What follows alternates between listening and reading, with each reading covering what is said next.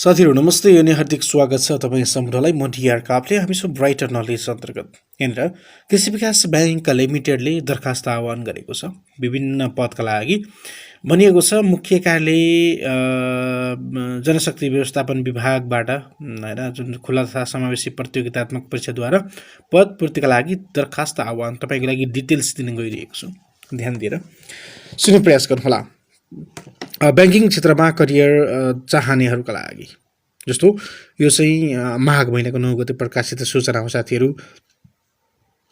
विशेष गरेर यस ब्याङ्कको आर्थिक वर्ष 2076-77 र आर्थिक वर्ष 77-78 को वार्षिक बजेट तथा कार्यक्रममा स्वीकृत स्थायी कर्मचारी दरबन्दीमा रिक्त रहेका तपसिल उल्लेखित पद र तहमा खुला तथा समावेशी प्रतियोगिताद्वारा दुवै आर्थिक वर्षको पद सङ्ख्यालाई एकमुष्ट रूपमा पदपूर्ति गर्न लोकसेवा आयोगबाट मिति 2077 10 महिना 2 मा प्राप्त सहमति अनुसार तोकिएको योग्यता पुगेका नेपाली नागरिकहरूबाट 2077 10 महिना 9 गतेदेखि अनलाइन दरखास्त फारम आह्वान गरिएको छ। उम्मेदवारहरूले www.recruitment.adbl.gov.np बाट अनलाइन फारम आवेदन दिन सक्नेछन्। पुनः पटक www.requirement.adbl.gov.np राइट, यसमा गएर तपाईँले अनलाइन आवेदन दिन सक्नुहुनेछ। पक्कै पनि तपाईँले यहाँनिर देखिसक्नु भएको छ होला। मैले तपाईँको लागि भनेर यसरी क्लियरली देखाउने प्रयास गरेको छु। हेर्नु होला है तपाईँहरू, पक्कै पनि देखिसक्नु भएको छ होला भन्ने विश्वास गरेको छु। यो एड्रेसमा गएर तपाईँले भर्न सक्नुहुनेछ, फर्म भर्न सक्नुहुनेछ, अनलाइन फारम भर्न सक्नुहुनेछ। ओके, त्यसै गरी भनिएको छ कि सूचना अथवा विज्ञापन भनिएको छ नेपाल सरकार वा नेपाल सरकारको स्वामित्वमा रहेको संस्थामा कार्यरत उम्मेदवारहरूले आवेदन गर्दा आफू कार्यरत रहेको संस्थाबाट विभागीय स्वीकृति समेत अनिवार्य रूपमा संलग्न गर्नुपर्ने भनेर भनिएको छ। जस्तो सरकारी स्वामित्व भएकै संस्थामा कार्यरत हुनुहुन्छ भने त्यसको स्वीकृति समेत अनिवार्य पेश गर्नुपर्ने भनेर भनिएको छ। सेवाको लागि तोकिएको आवश्यक न्यूनतम शैक्षिक योग्यता नभएको, तोकिएको उमेर हदभित्र नपरेको, तोकिएको परीक्षा दस्तुर नबुझाएका वा तोकिएका अन्य रित नपुगेका दरखास्तहरू उप कुनै कारबाही नहुने कुरा भनिएको छ। सामान्य कुरा भइहाल्यो। त्यसैगरी नेपाल सरकार वा कुनै सङ्गठित संस्था वा ब्याङ्क वित्तीय संस्थाको सेवाबाट भविष्यमा अयोग्य नठहरिने हुनु पर्यो। यी यावत कुराहरू तपाईँले थोरै पज गरेर पनि पढ्न सक्नुहुन्छ। यसलाई आवेदकले अनलाइन फारम दरखास्त फारम भरी आवेदन गरेपछि परीक्षा दस्तुर बापतको रकम एडीबीएल मोबाइल ब्याङ्किङ वा कनेक्ट आइपीएस वा ई सेवा वा फोन पे वा खल्ती डिजिटल वालेटबाट पनि अनलाइन मार्फत नै भुक्तानी गर्नुपर्ने भनेर भनिएको छ। अब हेरौँ तपसिल विज्ञापन नम्बर, पदको नाम, तह, स्तर, सेवा र आवश्यक पद सङ्ख्या। यसलाई पज गरेर पनि हेर्न सक्नुहुन्छ। सो मैले थोरै भन्ने प्रयास गरेँ है त। जस्तो वरिष्ठ शाखा प्रमुख, वरिष्ठ लेखा अधिकृत, सीए भन्छ जसलाई, वरिष्ठ इन्जिनियर आइटी, त्यसै गरी व्यवसाय अधिकृत। यसमा तपाईँले मजाले हेर्न सक्नुहुनेछ। जस्तो वरिष्ठ शाखा प्रमुख 3 जना, शाखा प्रमुख 5 जना, सीए 17 जना, वरिष्ठ इन्जिनियर 8 जना र व्यवसाय अधिकृत 44 जना। खुलातर्फ कति, महिलातर्फ कति, समावेशीतर्फ भनेर यहाँ दिएको छ। यसलाई पज गरेर हेर्नु होला। त्यसै गरी अर्को भनेको मिस अधिकृत भनिएको छ। कम्प्युटर अधिकृत पनि 4 जना नै हो, कानुन अधिकृत 9 जना, इन्जिनियर आइटी 11 जना, इन्जिनियर सिभिल 3 जना, कर्जा अधिकृत 20 जना, व्यवसाय सहायक कर्जा अधिकृत 20 जना, त्यसै गरी व्यवसाय सहायक चाहिँ 119 जनामा भनिएको छ। 3 जना कानुन सहायक, ऋण सहायक 14, त्यसै गरी लेखापाल चाहिँ 62 गरेर जम्मा 326 भनेर भनिएको छ। यसमा तपाईँले आवेदन दिन सक्नुहुनेछ 326 जनाको लागि भनेर खुलाइएको छ। र त्यसै गरी मित्रहरू यहाँनिर सेवाको किसिम स्थायी हो साथीहरू, सरकारी नै हुनेछ। सेवाको शर्त, तलब, भत्ता तथा सुविधा चाहिँ ब्याङ्कको नियमअनुसार हुने भनेर भनिएको छ। त्यसै गरी कामको किसिम र काम गर्नुपर्ने क्षेत्र, परीक्षामा सफल भई नियुक्ति भएको उम्मेदवारहरूले प्रचलन कानुनको अधीनमा रही ब्याङ्कले तोके अनुसारको कार्य गर्नुपर्ने छ भनेर भनिएको छ।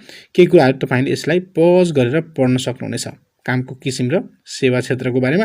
यद्यपि कन्फ्युजन छ भने हामीलाई कमेन्टमा गएर प्रतिक्रिया छाड्नु होला। अवश्य पनि थप जानकारी यहाँलाई दिने नै छौँ। आवश्यक न्यूनतम शैक्षिक योग्यताको कुरा गरौँ थोरै यहाँनिर। वरिष्ठ शाखा प्रमुखको लागि, तह 9 को लागि, अधिकृत स्तर प्रशासन सेवाको पदको लागि चाहिँ विश्वविद्यालयबाट अर्थशास्त्र, कानुन व्यवस्थापन, सूचना प्रविधि विषयमा प्रथम श्रेणीमा स्नातकोत्तर तह उत्तीर्ण भएको र नेपाल राष्ट्र ब्याङ्कबाट क प्रकारको इजाजत पत्र प्राप्त बैंक तथा वित्तीय संस्थामा अधिकृत स्तरको पदमा कम्तीमा 7 वर्षको अनुभव भनेर भनेको छ। विज्ञापन नम्बर 12/2077-78 मा शाखा प्रमुख तह 8 अधिकृत स्तर प्रशासन सेवाको पदका लागि मान्यता प्राप्त विश्वविद्यालयबाट अर्थशास्त्र, कानुन व्यवस्थापन, सूचना प्रविधि विषयमा प्रथम श्रेणीमा स्नातकोत्तर नै भनेर भनिएको छ। ओके, तपाईले हेर्न सक्नुहुनेछ। वरिष्ठ लेखा अधिकृत सीए को लागि चाहिँ अधिकृत स्तर प्रशासन सेवाको पदका लागि मान्यता प्राप्त संस्थाबाट चार्टर अकाउन्टेन्सी सीए अथवा एसीसीए को उपाधि प्राप्त गरेको हुनुपर्नेछ। वरिष्ठ इन्जिनियरको कुरा गरौँ, यसको लागि चाहिँ आईटी, कम्प्युटर अथवा hardware, software, electronics and communication engineering विषयमा स्नातकोत्तर भएको हुनुपर्ने भनेर भनिएको छ। त्यस्तै गरी व्यवसाय अधिकृत तह अधिकृत स्तर प्रशासन सेवाको पदका लागि मान्यता प्राप्त विश्वविद्यालयबाट व्यापार वाणिज्य व्यवस्थापन वा मानविकी संकायबाट मूल विषय अर्थशास्त्रले स्नातकोत्तर तह उत्तीर्ण भनेर भनिएको छ। त्यसैगरी सूचना प्रणाली एमआईएस राइट अधिकृत तह अधिकृत स्तर प्रशासन सेवाका लागि चाहिँ व्यवस्थापन संकायमा मूल विषय कम्प्युटर वा सूचना प्रणालीले स्नातकोत्तर नै भनिएको छ। त्यसैगरी प्रशासन सेवाका लागि चाहिँ नि इन्जिनियरिङ संकाय वा मूल विषय कम्प्युटर साइन्सले स्नातक तह उत्तीर्ण भनिएको छ। त्यसैगरी अधिकृत स्तर प्रशासन सेवाको पदको लागि पनि स्नातक तह उत्तीर्ण गरेको भनिएको छ कानुन संकायमा विशेष गरेर। त्यसैगरी आईटी अधिकृत स्तरमा चाहिँ कम्प्युटर अथवा आईटी गरेको हुनुपर्ने छ। थप जानकारी हेर्न सक्नुहुनेछ है त साथीहरू। त्यसैगरी यहाँनिर सिभिल इन्जिनियर अधिकृत स्तर प्राविधिक सेवाका लागि सिभिल इन्जिनियर विषयमा स्नातक तह उत्तीर्ण गरी नेपाल इन्जिनियरिङ काउन्सिल दर्ता भई प्रमाणपत्र प्राप्त गरेको हुनुपर्ने भनेर भनिएको छ।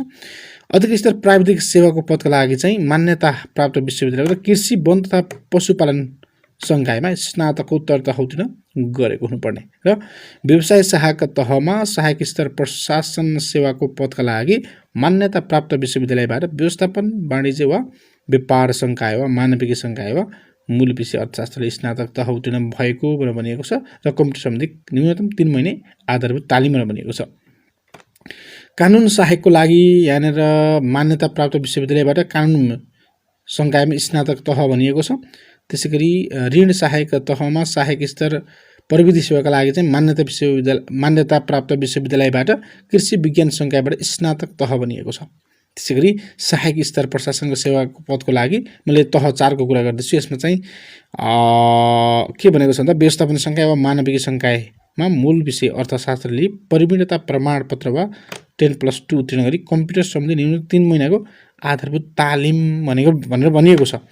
पुनः उम्मेदवारहरूले मान्यता प्राप्त शैक्षिक संस्था वा निकायबाट प्राप्त गरेको शैक्षिक प्रमाणपत्रको प्रतिलिपि पेश गर्नुपर्नेछ र न्यूनतम डी ग्रेड आएको हुनुपर्ने भनिएको छ।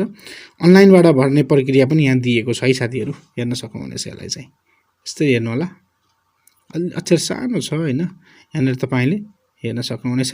म थोरै पढेर सुनाउँछु अनलाइन फारम भर्ने प्रक्रियाको बारेमा। आवेदन फारम अनलाइनबाट मात्र भर्न सकिनेछ। आवेदकले अनलाइन मार्फत दरखास्त फारम भर्दा सुरुमा बैंकको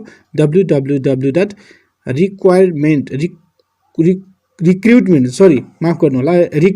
हो यो RECRUITMENT recruitment ADBL right .adbl.gov.np फेरि RECRUITMENT.adbl.gov.np मा आफ्नो विवरण भरेर रजिस्ट्रेसन गर्नुपर्नेछ। रजिस्ट्रेसन गर्दा आवेदकले दिएको मोबाइलमा SMS बाट रजिस्ट्रेसन प्राप्त हुनेछ। यसरी प्राप्त नम्बरलाई युजर आइडी र पासवर्डको रूपमा प्रयोग गर्नुपर्ने भनेको छ। बैंकले तोके अनुसार अनलाइन दरखास्त फारम भर्नुपर्ने भनेर भनिएको छ। ओके, यति जानकारी मैले तपाईको लागि पस्के परीक्षा दस्तुरको लागि यसलाई पज गरेर एकचोटि हेरिदिनुस् है मित्रहरू। राइट, परीक्षा दस्तुर पनि छुट्टा छुट्टै तोकिएको छ। 800 देखि लिएर 1000 देखि लिएर 500 सम्म 400 सम्म छ। परीक्षा दस्तुर बुझाउने प्रक्रिया पनि यहाँ दिएको छ, पज गरेर हेर्न सक्नुहुनेछ। थप जानकारी चाहिएमा हामीलाई पक्कै पनि तपाईले कमेन्ट बक्समा प्रतिक्रिया छाड्नु होला। हामी थप जानकारी चाहिँ लिएर पक्कै पनि आउनेछौँ। Thank you very much, wish you all the best भन्न चाहन्छु। तपाईसँगै छ ब्राइटर नलेज, हामीसँग रहने प्रयास गरौँला तपाईको प्रत्येक फलको साथी ब्राइटर नलेज। सो तपाईलाई सिकाउने हामीले पनि सिक्ने हाम्रो क्रम जारी छ। सो तपाईँको दैनिक जीवनमा काम लाग्ने सामग्रीहरू लिएर आउने गर्दछ ब्राइटर नलेज। सो आजको एपिसोडबाट भने छुट्छौँ, अर्को महत्त्वपूर्ण एपिसोडमा हामी पक्कै पनि भेट्नेछौँ। आवाजमा म डिआर आफूलाई बिदा दिनुहोस्। नमस्ते।